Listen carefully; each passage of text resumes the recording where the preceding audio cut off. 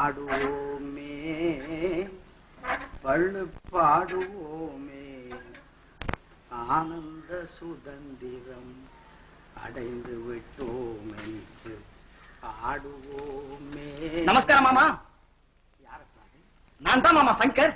அடே சங்கரா, வாப்பா வா, உட்கார் உட்கார் சங்கர். இருக்கட்டும் மாமா, நீங்க அப்படியே இருங்க. சங்கர் மாமா சௌக்கியமாப்பா? இருக்க மாமா. ஏன் மாமா, மீனா இன்னும் எத்தனை காலத்துக்கு தான் இந்த குடும்ப பாரத்தை தாங்கிறது? அந்த பாரத்தை தூக்கி ஏன் தலையில போடுங்க மாமா. சரியப்பா, எதுக்கும் மீனாவையும் ஒரு வார்த்தை கேட்டுடும். நல்ல ஆள் மாமா நீங்க. குழந்தைய போய் கேட்டுக்கிட்டு நீங்க சொன்னா சரி. அதுக்கு என்னப்பா, ஆகட்டும். சரி மாமா, ஆபீஸுக்கு நேரம் ஆச்சு, நான் வர்றேன். சரி.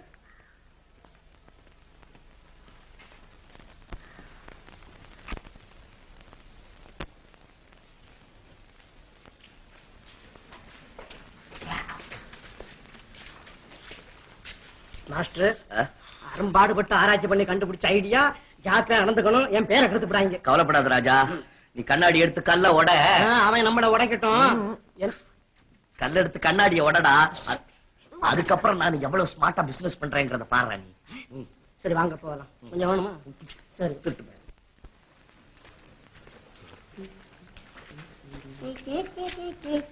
ராஜா ராஜா, கண்ணாடிடா, கண்ணாடி கண்ணாடி.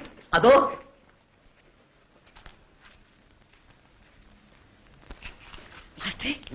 மூணாவது மாடி, மேல் மாடி, கீழ் மாடி, 3 மாடியிலையும் கண்ணாடி இருக்குது. சீக்கிரம் சீக்கிரம் உட. நல்லா உடடா, நல்லா உட. மூணாவது மாடியில 3 கண்ணாடி, மேல் மாடியில இல்ல, கீழ் மாடியில 4 கண்ணாடி. கணக்கு கரெக்டா சார்?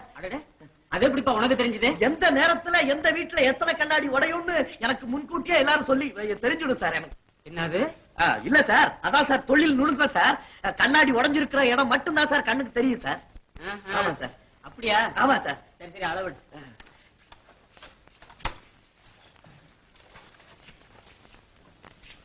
12.25 ரூபா ஆகும் சார். சரி போடு.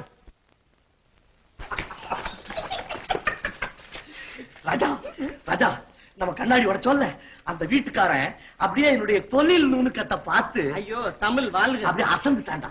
மேல் மாடி காலி போட்டு. ராஜா, ஒரு பெரிய தப்பு பண்ணிட்டேன். இல்ல துட்டு வாங்க மறந்துட்டீங்களா? இல்ல வாங்கிட்டேன். நம்ம கூட மீனாவையும் கூட்டிட்டு வந்திருந்தா என்னுடைய தொழில் நுணுக்கத்தை பார்த்தான்னாக்க அவளுக்கு எப்படி இருக்கும்? நெஞ்சில நெருப்ப கொட்டின மாதிரி இருக்கும். அந்த நிமிஷத்திலே மறந்துடுவாங்க. அதெல்லாம் போட்டு மாஸ்டரே, நமக்கு அடுத்த என்கேஜ்மெண்ட் எடுத்துமா? ஏகாம்பரம் முதலி தெருவு, 7ஆம் நம்பர் வீடு. 7ஆம் நம்பர் முதலி தெரு, ஏகாம்பரம் நம்பர். மாறா நம்பர் வீடு. ஏகாம்பரம் முதலி தெரு, 7ஆம் நம்பர் வீடு. கண்ணாடி ரிப்பேர். கண்ணாடி கண்ணாடி. ஏன் சார் உடைஞ்ச ஜன்னலுக்கு கண்ணாடி போடலையா சார்? என்னது உடைஞ்ச ஜன்னல்? இங்க ஒண்ணு உடைஞ்ச ஜன்னல் இல்லப்பா. ஏன் சார், இதுதான் 7ஆம் நம்பர் வீடு. ஆமா. ஏன் அப்படின்னா நேரம் உடைஞ்சிருக்கணுமே சார்? என்னது? உடைஞ்சிருச்சு உடைஞ்சிருச்சு உடைஞ்சிருச்சு. எப்படி சார் தொழில் நுணுக்கம்? உடைஞ்சிருச்சு உடைஞ்சிருச்சு.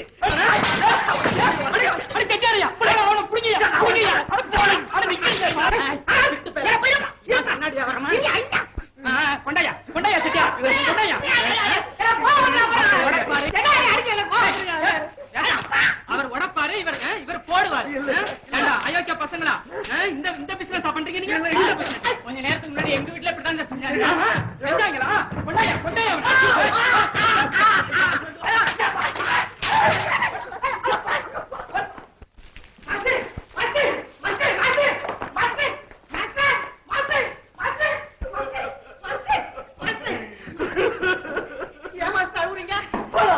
இந்த மானத்தை வச்சுட்டு உயிரோட இருக்கிறதானா? அடிச்சு விட்டா ஒரு பையன் மானம் போறோம். இது எதுக்கு நான் உயிர் வாழணும்? மானம் போனா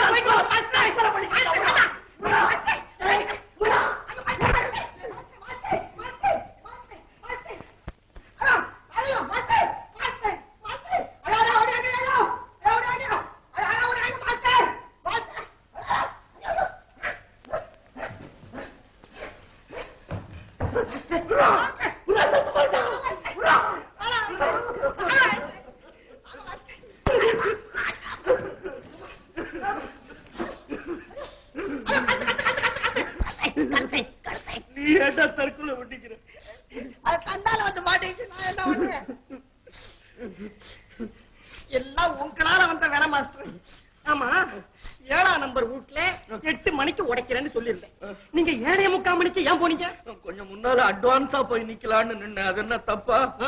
நின்னீங்கல்ல, வீட்டுக்காரங்கிட்ட என்ன கேட்டீங்க? என்ன கேட்டேன்? இன்னும் கண்ணாடி உடையலையான்னு கேட்டேன். பின்ன அது போதும்ல, தோலை மட்டுமா உரிப்பான், எலும்பையும் முறிப்பான். ராஜா, நீங்க ஆராய்ச்சி பண்றேன்.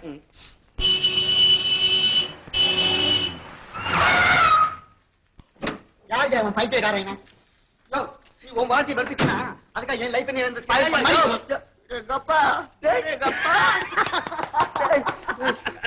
எப்படா இருக்க நீ? எப்படா இருக்க? என்னடா என்னடா அலங்கோலம் இது? என்னம்மா எப்படி இருக்க? உனக்கு விஷயம் தெரியுமா? நான் இப்போ மளிகை கடையில வேலை செய்யறேன்டா. ஏண்டா நீ மாளிகையில் வாழ வேண்டியவன், ஏன்டா மளிகை சாமான தூக்கிட்டாலே? மளிகை சாமான் என்னடா, இனிமே மண்ணாங்கட்டிய கூட தூக்குவேன். உழைச்சுதான் சாப்பிடணும்னு அவன் எனக்கு உத்தரவு போட்டாடா.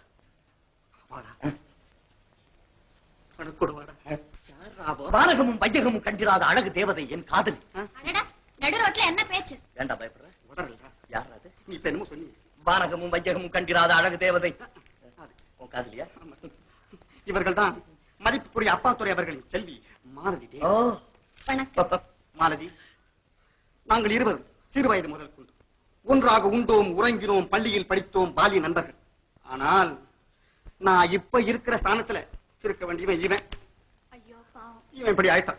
வாங்க போலாம். அதான் நான் சொன்னாலு.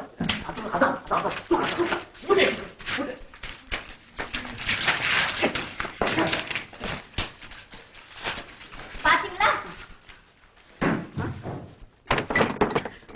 மீனா, எட்டனாவுக்கு பூ கொடு. உங்க அப்பா வீட்டு பணமா? 8 அணாவுக்கு பூ கொடுங்கறியா? என்ன சார் நீங்க பக்தி பண்றதுல ஏன் சார் கஞ்சத்தனம்? நிறைய பூ பட்டா தான் சார் நிறைய புண்ணியம் கிடைக்கும். அப்படியா? அப்ப வாங்க கொடுங்க எட்டனாவை. குடு பூவை. ஒரு படி அரிசி வேணும். ஒரு படி என்ன, ஒரு மூட்டை குடுக்கறேன் வாங்கிக்க. பெரிய வள்ளல் இவனு. பாரு, ஒரு படி என்ன, ஒரு பிடி அரிசி கொடுக்க முடியாது. பழைய பாக்கி 43 ரூபாய் 50 பைசா அப்பே இருக்குது. இது வேறையா? சார், அந்த பொண்ணு உங்ககிட்ட கடனா சார் கேக்குது. உங்களை கரையேத்துறதுக்கு வழி இல்ல சார் காட்டுது. என்னப்பா சொல்ற நீ? சார், பாரதம் படிச்சிருக்கீங்களா சார்? பாரதம் படிச்சிருக்கீங்களா? அதுல பகவான் என்ன சொல்றார்? ஒருத்தன் ஒரு ஏழைக்கு ஒரு படி அரிசி தானம் பண்ணான்னா அவன் சொர்க்கத்துல நடந்து போறதுக்கு ஒரு படி கட்டுறாங்களாம். அப்படியா? ஆமா. ராமாயணம் படிச்சிருக்கீங்களா? ராமாயணம் படிச்சிருக்கீங்களா? அதுல கம்பன் என்ன எழுதியிருக்கான்? கடன்பட்டார் நெஞ்சம் போல் கலங்கினான் இலங்கை வேந்தன் எழுதியிருக்கான். அதுக்கு அர்த்தம் என்ன தெரியுமா? தெரியாதுல்ல? நான் சொல்றேன் கேளுங்க. கடன் பட்டவங்களுக்கு மேலும் மேலும் கடனை கொடு, அவங்க மனசை கலங்க வைக்காத. அப்படி கலங்க வச்சீங்கன்னா 5 ஜென்மத்துக்கு நரகத்துல போய் விழுவேங்கிறான். ஆமா, 5 ஜென்மத்துக்கு விழுவேன். 5 ஜென்மத்துக்கு 5லயும் விழுவேன். அவ கேட்டதெல்லாம் கூட்டு வாங்கிக்க. என்ன வேணும்? ஒரு கால்படி துவரம் பருப்பு. கால்படியா? கேட்டது கேட்டிய ஒரு படியா கேட்க கூடாது. கொடுப்பா சார். கொடுத்துறப்பா. கொடுத்துறேன்.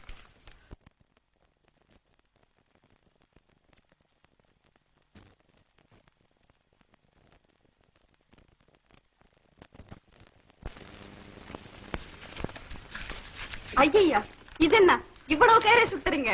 ஓஹோ, அதுவா? இந்த கைத்தை பிடிச்சுக்கிட்டு தான் இது வழியா எங்க முதலாளி சொர்க்கத்துக்கு ஏறி போறேன். கதை பார்க்கறோம்.